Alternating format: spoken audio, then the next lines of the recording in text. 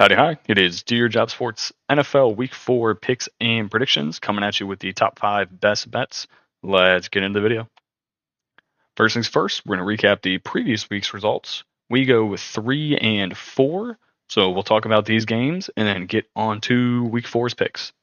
First game, the Thursday night game, Jets and Patriots. We had the Jets -6. This one was a winner. Jets win the game 24-3. Defense was good. Aaron Rodgers starting to dominate, and the Jets win the time of possession 40-20. So overall, great week for the Jets. Then we had the Ravens -110 on the money line. I'm convinced the Cowboys kind of suck. Their only win so far is against a Brown team that looks abysmal. They have 2 really bad home losses, so we got some questions for Dak Prescott and company because they might be fraudulent. Then final one, Bills -4.5. This was free money. Jaguars might be one of the worst teams in the league. Trevor Lawrence, in his last 8 starts, he is 0-8 against the spread. So it might be something to look at going into the near future. Losers, we had 4 of them. First game, Browns -6.5. As a Browns fan, this one hurt a lot. Just seeing Daniel Jones and Malik Neighbors just running up and down the field, scoring on us against our defense, who was supposedly one of the best in the league, and then seeing Watson in our O-line, who was our majorly paid quarterback, and our now very banged up, injured O-line, who was supposed to be really good, just be absolutely horrible, is pitiful. It's painful. We're 0-2 at home. We're screwed. 6.5, not even close. They didn't even win the game. It always sucks to be a Browns fan. Next game, Saints and Eagles. We have the Saints +2.5. This one also hurt. We lose by the hook. The Saints lose 15-12 because they let the Eagles go on a game-ending touchdown drive. It was 3-0 at half. We also had the over of 48.5. Obviously, that one didn't hit. There was no offense played in this game. Brown didn't play. Devontae Smith got injured during the game. The Eagles just turned it into, all right, we're going to give the ball to Saquon every single fucking drive, run the clock down, and try to win this game, which they did, 15-12. So we got screwed on both of those bets. And then finally, Chargers +2.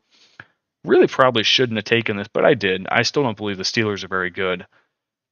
Fields isn't good. Not sure when Wilson's coming back. I thought it was supposed to be week 4 or 5, but as long as the Steelers keep winning, I guess there's no real reason to rush Wilson's return because they're 3-0, sitting 2 games ahead of everybody else in the AL. So don't know why the hell the Steelers are doing that, but they are.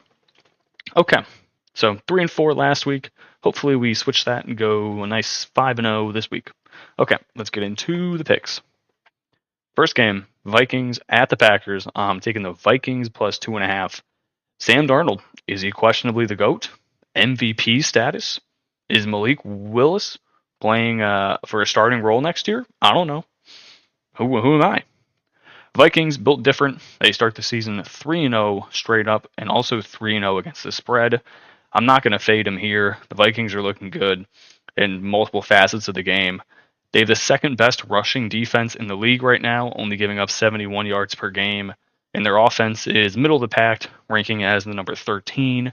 They dominate the time of possession and are only allowing 10 points a game to the opponent. So I can't fade them here in a spot where you get the Packers with questionably their backup quarterback. So there's obviously a question who's going to start. Packers coach LaFleur gave some confusing statements saying that Love's going to practice this week, see how he feels. But also, there's no real rush to get Love back in right now. You're 2-1. You have a home game against the Vikings. Worst comes to worst, you lose this game. You're 2-2, and you've had Malik Willis start 3 games for you. So it could be way worse for the Packers here. In their previous game against the Titans, they were able to run the ball for 188 yards and pass it for 190, while their defense also forced 2 interceptions and 2 fumbles. Do not think this veterans Viking team is going to allow any of that to happen. Sam Darnold's not going to turn the ball over 4 times, unlike Will Levis, who we have seen through various photos and actions. The man does whatever he wants on the football field. He's an idiot. So I'm going to give the edge to the Vikings here. They have a good defense. Malik Willis and this Packers team is not going to be able to run on them for as much as they have. They're going to have to rely on Willis's arm to throw the ball down the field. I have more faith in the Vikings defense than I do the Titans, so they should be able to stop them. And if they kick a game-winning field goal, so be it.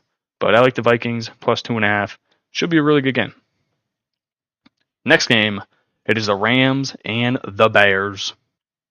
So here we got a Super Bowl champion in Matt Stafford going against what I think is going to be another first overall pick that turns out to be a complete bust in Caleb Williams. He is not good. I will continue to die on that hill. I've been saying this dude's not good since he was putting up garbage numbers or good numbers against garbage teams in the Pac-12. Whenever USC would actually play good competition, hence that Notre Dame game I'm referring to where he had like 4 interceptions, he plays like dog shit. He's horrible. Caleb Williams, no good.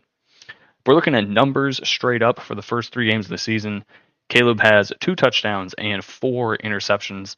The Bears' offense is ranked 29th in the league, passing for 176 yards a game and 72 rushing yards a game. Now, granted, the Rams' defense is the worst in the league. They're not very good. So surely that means there's going to be some kind of middle ground where Caleb Williams is going to look better than normal, but I still don't think he's going to be playing better than Matt Stafford.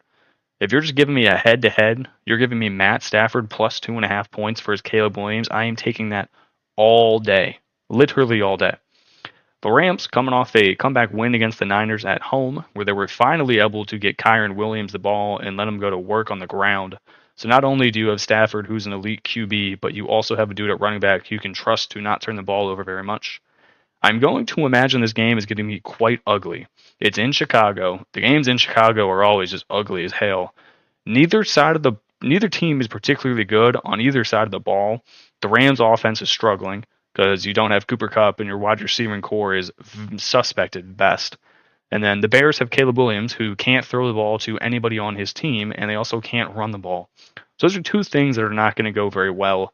So if you're giving me a veteran QB who has Super Bowl experience versus a first-round rookie, and I get to take 2.5 points with that, I'm going to do it every time. Give me the Rams coming off of a comeback win against the Niners. I think they win this game outright against the Bears. But for safety reasons, I will be taking Rams plus 2.5. All right, next game on the table, it's the shitty-ass Denver Broncos headed into New York to take on the Jets. I'm going to be taking the Jets -7. I don't think there's any way they lose this game. Aaron Rodgers starting to figure out this Jets offense, coming off of a poor Week 1 performance. They've been playing pretty good recently. They win their Week 3 matchup against the Patriots, only giving up 3 points and 139 total yards on defense. The Broncos somehow coming off a win against the Buccaneers 26-7. They went for 352 yards on offense and only gave up 223 yards on defense, forcing 1 fumble and getting an interception off of Baker Mayfield. I don't think anybody saw that shit coming. 26-7 in Tampa Bay. I don't know how y'all did that, but okay. Now, I do not think the Broncos offense is going to be able to do that back-to-back weeks, especially on the road.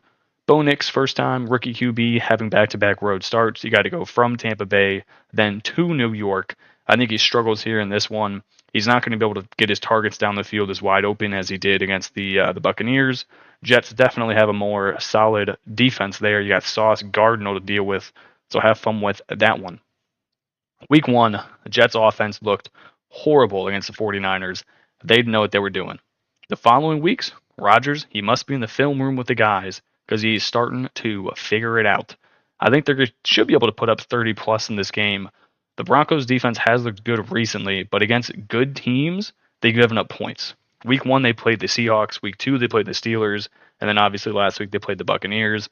None of these teams are real offensive superpowers besides maybe the Seahawks, and I guess you could argue the Buccaneers are decent, but the Seahawks definitely have the best wide receiver room, and they allowed 26 points to them. I think the Jets are of similar quality when you combine quarterback talent plus wide receiver room. Obviously, I'm taking Aaron Rodgers over Geno Smith, but I do think the Seahawks have a little bit of a better wide receiver room. You got Lockett, you have DK Metcalf, and Smith and Jigba. So I gave them the edge in the wide receiver room, but I gave the edge to QB and Rodgers. I think they even out about the same, and the Jets are at home. So I think the Jets should be able to put up 30-plus points, which is not going to be too difficult. Bo Nix, so far this season, has thrown for 600 total yards, 0 passing touchdowns, and 4 interceptions. That is not going to do well against the Jets, who allow the fourth fewest passing yards per game. They're going to have to run the ball down the Jets' throat. The Jets should be able to stop them, hopefully. So I'm going to take New York -7, lock it up, easy peasy. Just like the previous week against the Patriots, they're going to destroy the bad teams. Next game, we got Colts and the Steelers. I'm taking the Colts +2. Now, this game, from a statistics standpoint, makes no sense because everything tells you should be taking the Steelers -2. But as we've seen so far this NFL season, nothing makes sense.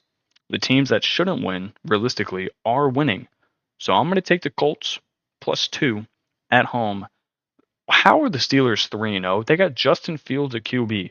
The only reason they're good is because their defense is nasty. They also have not played anyone that is really good on offense. Now, granted, I'm not saying the Colts are an offensive powerhouse. Anthony Richardson has been playing like some hot ass this year. He has 3 touchdowns and 6 interceptions. So I'm just going to hope the Colts feed the ball to Jonathan Taylor literally every single time. The man averages over 5 yards a carry. They just have not been giving him the football enough that they should be. Also, wouldn't mind an under bet in this game. Now, on a personal level, I don't bet unders because I watch these games and that's just boring as fuck. But if I did bet unders, this would be a game I might do that. Neither of these teams are very good on offense.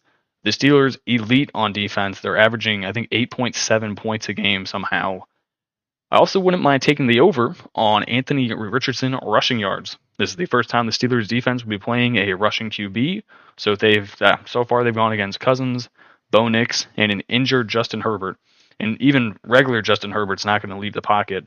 So it's the first time they're really going to have to worry about leaving a spy on the QB because Anthony Richardson will just run off on your ass. He's like a baby Lamar Jackson, kind of like a black Josh Allen, but not quite as mobile. And he can't really get hurt as much, but you still got to worry about him. So give me the Colts +2. Should they win this game? Probably not. But does that mean anything in this NFL season? No. No, it does not. Next game. All right, final game. It's the Bills and the Ravens. I am betting 2 things in this game. First thing, Ravens -2.5. Second thing, the over of 45.5. Bills and Ravens should be a great game. Ravens coming off of a big win at the Dallas Cowboys, 28-25. Bills are coming off of an absolute stomping of the Jaguars, who might be one of the worst teams in the league. Ravens had a rough first 2 weeks of the season, losing to the Chiefs in the opening night game on that bad beat at the back of the end zone where the dude's foot was just too big. And then week 2, they lose to the Raiders at home, which was just embarrassing. So last week was a great turnaround bounce back spot for them, winning at the Cowgirls. The Bills have beaten the Cardinals, the Dolphins, and the Jaguars. So this is their first real test of the season. Cardinals aren't good, Dolphins are horrible, and the Jaguars are also horrible. So given as though this is their first real test, I'm going to take the Ravens -2.5. Ravens are ranked last in passing defense, but first in rushing defense. How you are on 2 complete opposite sides of the spectrum, I don't know. But I do know is that the Bills can throw the ball and throw the ball quite well, as evidenced by Jacksonville. So I'm going to take the over of 45.5, thinking that the Bills are probably going to put up 20 plus points here. So it's kind of a hedge for the Ravens -2.5. If Ravens -2.5 doesn't hit, I definitely think the over 45.5 will have hit. The Ravens are going to score points regardless. They're a good team offensively. The question is, can they limit the Bills to scoring less than 24 points here? If they do, I think the 2.5 is a great shot of hitting. If they don't, I think the over 45.5 is a great bet. In terms of head-to-head matchups between Lamar and Josh Allen, Lamar 2-1 straight up against Josh Allen. This being the Ravens' first game back after their home loss to the Raiders. I do not think that they are going to let the city of Baltimore down back-to-back weeks here. So I'm going to take Ravens -2.5, over 45.5, and that is going to do it for this game. That is also going to do it for this video. I appreciate you guys tuning in and watching. Hit that like and subscribe button. We will be doing a giveaway at the end of this week for hitting 2,000 subscribers. So make sure you stay tuned for that video and enter the giveaway when it comes out. All right. Thanks for tuning in, guys. I will catch y'all in the next video. Peace.